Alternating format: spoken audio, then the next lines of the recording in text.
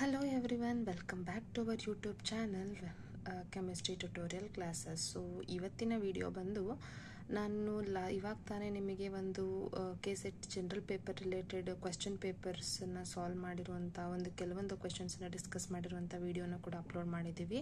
ಇನ್ನು ಯಾರ್ಯಾರ ವಿಡಿಯೋ ನೋಡಿಲ್ಲ ಹೋಗಿ ನೋಡ್ಕೊಂಬನ್ನಿ. ಆ್ಯಂಡ್ ನಮ್ಮ ಚಾನಲ್ನಲ್ಲಿ KCET ಎಕ್ಸಾಮ್ ರಿಲೇಟೆಡ್ ತುಂಬಾ ವಿಡಿಯೋಸ್ ಇದೆ.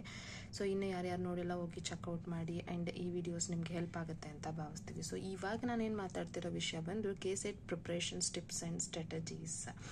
ಸೊ ಇನ್ನು ಎಕ್ಸಾಮಿಗೆ ಕೆಲವೊಂದೇ ದಿನಗಳಷ್ಟೇ ಉಳಿದಿರೋದು.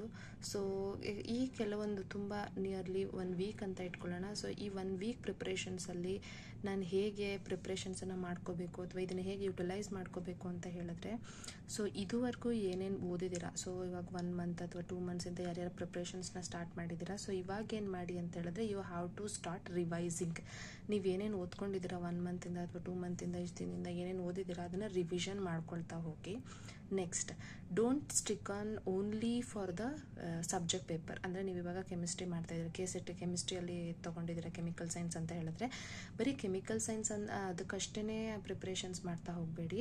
ಅದಕ್ಕೆ ಪ್ರಿಪ್ರೇಷನ್ಸ್ ಮಾಡಿದರೆ ಇಟ್ಸ್ ಫೈನ್. ಈಗ ಅಟ್ಲೀಸ್ಟ್ 1-3 ಡೇಸ್ ನೀವು ಆಲ್ರೆಡಿ ಜನರಲ್ ಪೇಪರ್ಗೂ ಪ್ರಿಪೇರ್ ಆಗಿದ್ರೆ ಇಟ್ಸ್ ಫೈನ್. ಅಥವಾ ನೀವಿನ್ನು ಜನರಲ್ ಪೇಪರ್ ನಾನು ಸ್ಟಾರ್ಟೇ ಮಾಡಿಲ್ಲ ಅನ್ನೋದಾದರೆ ಈ ಉಳಿದಿರೋ ಒಂದು ಏನು 5 ದಿನ 6 ದಿನ ಟೈಮ್ ಇದೆಯಲ್ವ, 1 ವೀಕ್ ಅಷ್ಟು ಟೈಮು, ಈ 1 ವೀಕ್ ಟೈಮಲ್ಲಿ ನೀವೇನು ಮಾಡ್ಕೊಳ್ಳಿ ಅಂತ ಹೇಳಿದ್ರೆ ಒಂದು 2 ಡೇಸನ್ನು completely spend only for the general papers. General paper ಈಸಿಯಾಗೇ ಇರುತ್ತೆ, ಸೊ ಅಷ್ಟೊಂದು ಟಫ್ ಇರಲ್ಲ. ಸೊ ನೀವೊಂದು ಸ್ವಲ್ಪ ಅದ್ರ ಬಗ್ಗೆ ಕಾನ್ಸಂಟ್ರೇಟ್ ಮಾಡಿದ್ರೆ ಅದು ಕೂಡ ಕಂಪ್ಲೀಟಾಗಿ ಎಲ್ಪ್ ಆಗ್ತಾ ಹೋಗುತ್ತೆ. ಅಥವಾ ನಾನು ಜನರಲ್ ಪೇಪರು ಕೂಡ ಆಲ್ರೆಡಿ ಮಾಡ್ಕೊಂಡಿದ್ದೀನಿ ಅಂತ ಹೇಳಿದ್ರೆ ಎರಡನ್ನೂ ಕೂಡ ರಿವಿಷನ್ ಮಾಡ್ಕೊಳ್ಳಿ. General paper and your subject paper ಎರಡನ್ನೂ ಕೂಡ ರಿವಿಷನ್ ಮಾಡ್ಕೊತಾ ಹೋಗಿ. ಹೈಲೈಟ್ಸ್ ಏನಿರುತ್ತೆ ಅಥವಾ ಇಂಪಾರ್ಟೆಂಟ್ ನಿಮಗೆ ಟಾಪಿಕ್ಸ್ ಏನೇನಿರುತ್ತೆ ಅದನ್ನು ರಿವೈಸ್ ಮಾಡ್ಕೊತಾ ಹೋಗಿ. ಈ ಟೈಮ್ ತುಂಬಾ ಕ್ರುಷಿಯಲ್ ಆಗಿರುತ್ತೆ ಆ್ಯಂಡ್ ತುಂಬಾ ಇಂಪಾರ್ಟೆಂಟ್ ಅಂತಲೇ ಕೂಡ ಹೇಳ್ಬೋದು. ಸೊ ನಾನು ಪ್ರಿಪೇರ್ ಆಗಬೇಕಾದ್ರೆ ನಾನು ಅಷ್ಟೇ. ಸೊ ಯಾವಾಗಲೂ ನನಗೆ ಎಕ್ಸಾಮ್ ಇನ್ನೊಂದು ವೀಕ್ ಅನ್ಬೇಕಾದ್ರೆ ನಾನು ಓದೋದನ್ನ ಸ್ಟಾಪ್ ಮಾಡಿ I have to concentrate more on revisions. So ನಾನು ಅದೇ ಟಿಪ್ನ ನಿಮಗೂ ಕೂಡ ಹೇಳ್ತಾ ಇದ್ದೀನಿ. ಸೊ ಇದು ನಿಮಗೆ ಹೆಲ್ಪ್ ಆಗುತ್ತೆ ಅಂತ ಭಾವಿಸ್ತೀನಿ.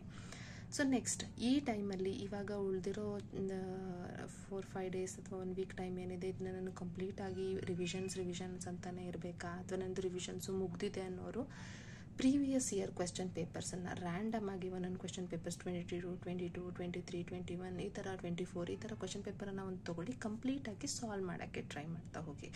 ಸೊ ಅಂದರೆ ನೀವು ಎಷ್ಟು ಮೆಮರೈಸ್ ಓದ್ಕೊಂಡಿದ್ದೀರಾ, ಅದೆಷ್ಟು ಮೆಮರಿಯಲ್ಲಿದೆ, ಸೊ ನಾನು ಹೇಗೆ ಕ್ವೆಶ್ಚನ್ ಪೇಪರ್ ಸಾಲ್ವ್ ಮಾಡ್ಬೋದು, ಸೊ ಇದೆಲ್ಲ ಕೂಡ ಐಡಿಯಾಸ್ ನಿಮಗೆ ಗೊತ್ತಾಗ್ತಾ ಹೋಗುತ್ತೆ. ಪ್ರೀವಿಯಸ್ ಇಯರ್ ಕ್ವೆಶ್ಚನ್ ಪೇಪರ್ನ ನಾವು ಓದಬೇಕಾದ್ರೂ ಸಾಲ್ವ್ ಮಾಡ್ಕೊಂಡಿರ್ತೀವಿ, ಯಾವ್ಯಾವ ಚಾಪ್ಟ್ರಿಂದ ಯಾವ್ಯಾವ ಟೈಪ್ ಕ್ವೆಶ್ಚನ್ಸ್ ಬಂದಿದೆ ಅಂತ.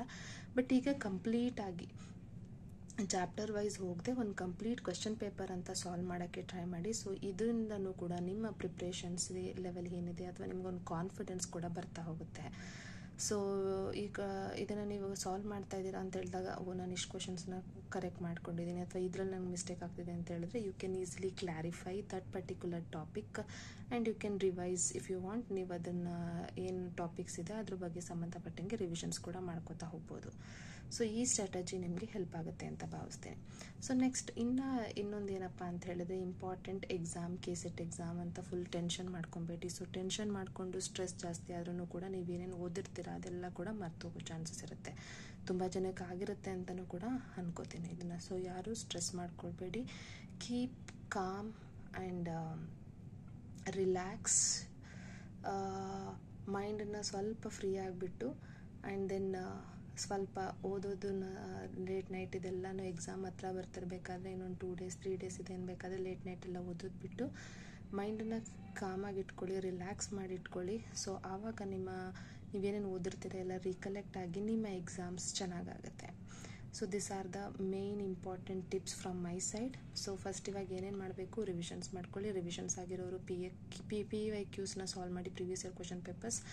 ಸೊ ಇದೆಲ್ಲ ಆಗಿದೆ ಅಂತ ಹೇಳಿದ್ಮೇಲೆ ಒಂದು ಕಂಪ್ಲೀಟ್ ಚಾಪ್ಟರ್ ವೈಸ್ ಹೋಗದೆ ಒಂದು ಕಂಪ್ಲೀಟ್ ಕ್ವೆಶ್ಚನ್ ಪೇಪರ್ನ ತೊಗೊಂಡು ಸಾಲ್ವ್ ಮಾಡೋಕ್ಕೆ ಟ್ರೈ ಮಾಡಿ. So then that will boost up your confidence.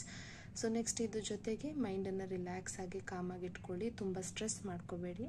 Okay, so ಎಲ್ಲರಿಗೂ ಎಕ್ಸಾಮ್ ಚೆನ್ನಾಗೇ ಆಗುತ್ತೆ. So don't worry, keep your mind calm and relax. I hope this video is helpful for your preparations journey. Thank you for watching and keep supporting. ಇನ್ನೂ ಯಾರ್ಯಾರು ನಮ್ಮ ಚಾನಲ್ನ subscribe ಮಾಡ್ಕೊಂಡಿಲ್ಲ ದಯವಿಟ್ಟು subscribe ಮಾಡ್ಕೊಳ್ಳಿ.